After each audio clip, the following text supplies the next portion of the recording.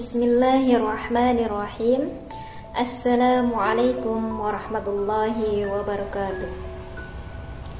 Innal hamdalillah nahmaduhu wa nasta'inuhu wa nastaghfiruh wa na'udzu billahi min shururi anfusina wa min sayyiati a'malina. May yahdihillahu fala mudilla lahu wa may yudlilhu fala hadiyalah. Asyhadu an la ilaha illallah wa asyhadu anna Muhammadan abduhu wa rasuluh. La nabiyya ba'da. Pertama-tama marilah kita panjatkan puji syukur kita atas limpahan nikmatnya kepada kita semua, sehingga kita masih bisa bertemu di bulan suci ini, yaitu bulan Ramadan. Dan kedua kalinya marilah sholawat serta salamnya Allah kita haturkan kepada Nabiullah Nabi Muhammad Sallallahu Alaihi Wasallam. Semoga kita kelak mendapatkan syafaatnya beliau di hari kiamat nanti. Amin.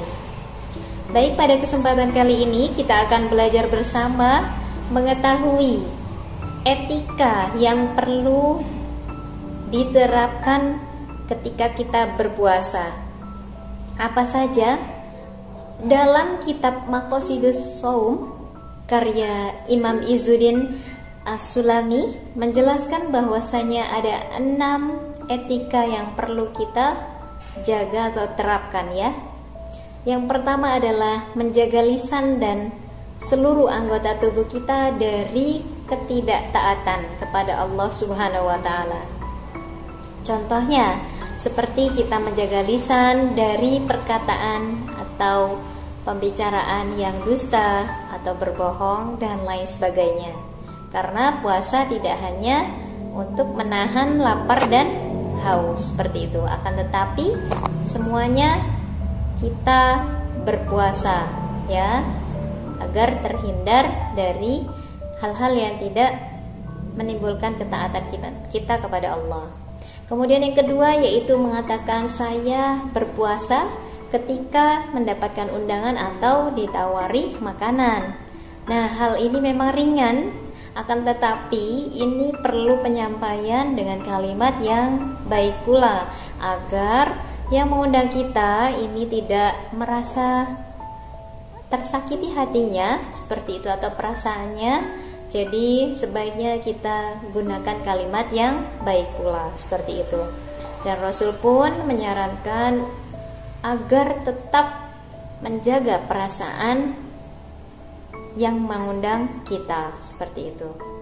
Bisa kita ucapkan mohon maaf saya sedang berpuasa seperti itu ya, atau dengan kalimat-kalimat yang memang baik seperti itu. Kemudian yang ketiga yaitu berdoa ketika berbuka puasa ya.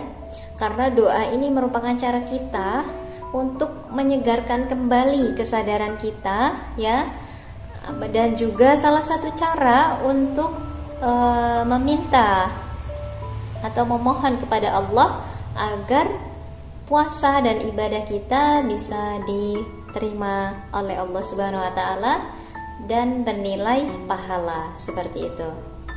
Dan doa juga ini adalah salah satu ungkapan dari kita seorang hamba yang menyatakan diri kita ini lemah dan ketidakmampuan yang ada dalam diri kita agar diberikan pertolongan dan pengampunan dari Allah Subhanahu wa taala. Selanjutnya yaitu yang keempat yaitu mengawali buka dengan makanan tertentu. Nah, dalam kitabnya beliau ini menyampaikan bahwasanya disarankan sekali agar memakan ruhtab atau kurma yang matang namun basah. Kalau tidak ada, kurma kering yang sudah matang seperti itu.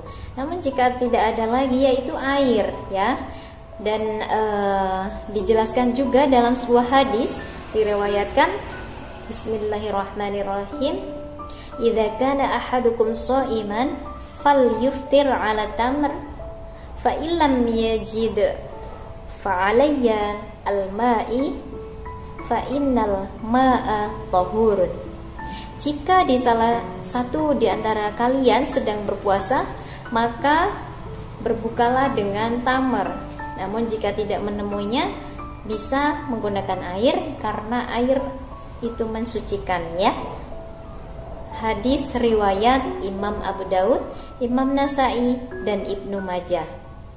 Kemudian yang kelima yaitu menyegerakan berbuka ketika waktunya telah tiba, seperti itu. Nah, hal ini pun ditegaskan dalam hadis qudsi. Bismillahirrahmanirrahim. Qala Allahu azza wa jal, ahabba ibadi ilayya ajaluhum fitran. Yang artinya, hambaku yang paling kucintai ini adalah orang yang paling menyegerakan berbuka ya. Nah, dalam hadis tersebut ini dijelaskan bahwasanya berbuka itu sangat disunahkan atau dianjurkan sekali ya, seperti itu. Kemudian karena sudah setengah hari kita juga telah mencukupi kebutuhan rohani kita, maka kita pun wajib untuk memenuhi kebutuhan jasmani kita ya, agar kita bisa melanjutkan atau melaksanakan ibadah-ibadah selanjutnya. Dan yang keenam yaitu yang terakhir, yaitu mengakhirkan sahur. Mengapa demikian? Karena di sini dijelaskan bahwasanya waktu sebelum sahur, awal-awal sahur sampai mendekati waktunya habis, ini merupakan cara kita agar bisa beribadah lebih banyak lagi, seperti itu. Jadi disunahkan sekali ini untuk mengakhirkan sahur ya, dan juga untuk mengantisipasi agar kita tidak melewatkan waktu sholat subuh. Biasanya ketika kita memakan sahur itu lebih awal, maka ada rasa keinginan untuk tidur kembali ya. Jadi untuk menjaga hal tersebut agar tidak mengantuk seperti itu, jadi kita bisa mengakhirkan sahur agar sholat subuh pun bisa terlaksanakan. Nah, seperti itu. Mungkin cukup sekian. Semoga apa yang Ibu sampaikan ini bisa kita jalankan bersama-sama dan kita istiqomahkan dalam diri kita, khususnya di bulan Ramadan ini ya. Dan Ibu mohon maaf jika dalam penyampaiannya ini banyak kesalahan. Ibu juga mohon ampun kepada Allah Subhanahu wa taala, dan wabillahi taufik wal hidayah. Wassalamualaikum warahmatullahi wabarakatuh.